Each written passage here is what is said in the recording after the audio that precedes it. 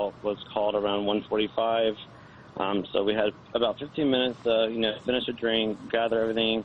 Around 2 o'clock is when we heard the first 3 initial gunshots. We were in the very far corner of the main bar, and it sounded like it came from the entrance area. So we didn't see the shooter. We didn't see any flashes from a gun. So we were kind of in a daze at the moment. We did kind of duck because it was just a loud sound, so we didn't know what it could have been.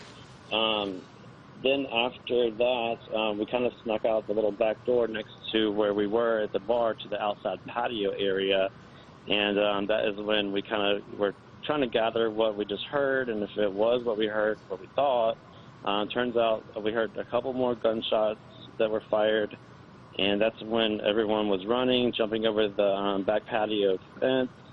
And my roommates jumped over. I actually went through the Pulse employee hallway for a few, thinking maybe I can lock myself in the hallway, but then I heard more shots from the inside Pulse, so I ran back out.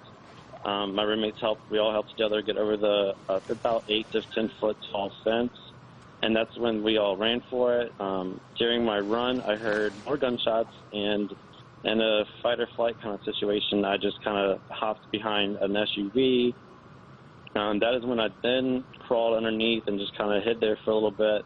After a few minutes, which seemed like forever, went away, I kind of creeped out to make sure the coast was clear because the police perimeter was set about 100 yards away to be safe, as a safe zone. Whenever I was getting ready to do that, I actually happened to see someone covered in blood stumbling through the parking lot. I kind of grabbed him and pulled him over to me, and he was still coherent, but you can tell he might have been a little delusional from the loss of blood. And he was like, "Hey man, I think I got shot." I checked, and I at first only noticed 2, one in each arm. At that point is when I took off my shirt and told him, "Hey, I got to stop the bleeding."